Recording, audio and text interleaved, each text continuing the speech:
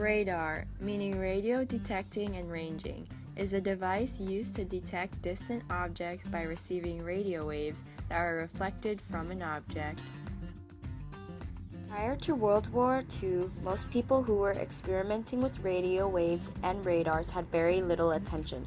Around 1925 and 1926, American physicians and British researchers measured the Earth's ionosphere using a device which could be described as a radar.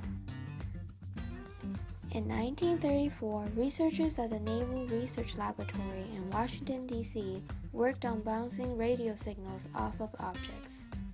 In 1939, Britain, Germany, France, Hungary, Italy, the United States, Japan, the Netherlands, Russia, and Switzerland all had operational radars. Radar technology was first successfully tested by the U.S. Army in 1940. It was extremely useful in the Battle of Britain, as in the Royal Air Force, or RAF, was able to detect oncoming German planes and alert the nearby targeted areas. Without radar, Britain wouldn't have known of the German attacks.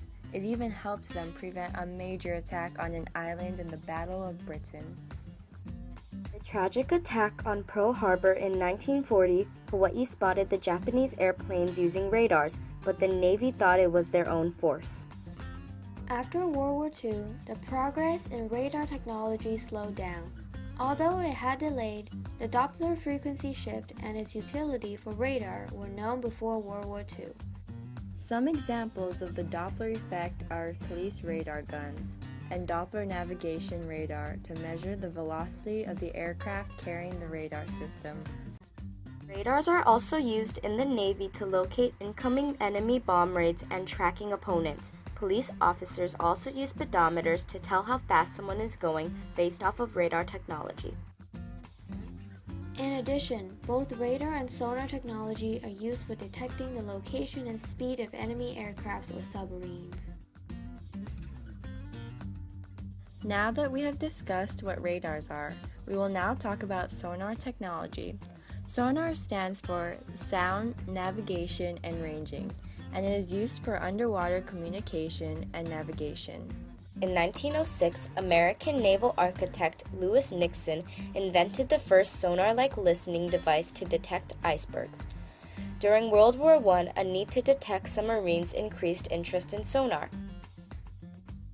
French physicist Paul Langevin constructed the first sonar set to detect submarines in 1915.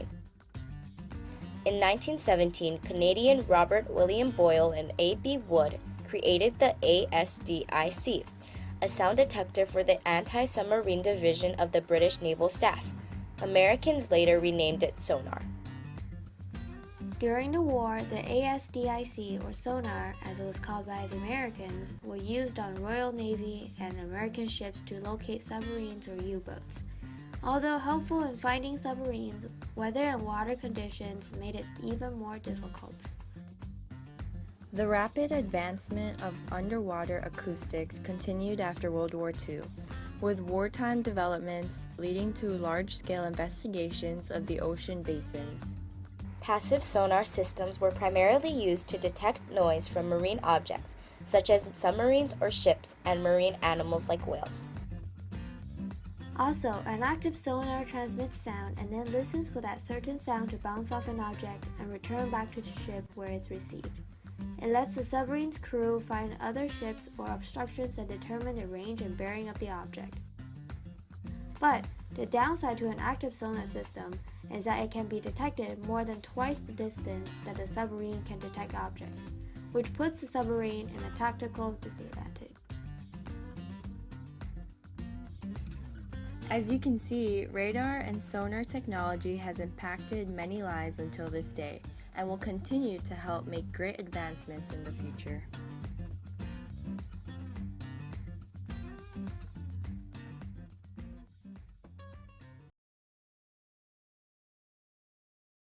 Created using Powtoon.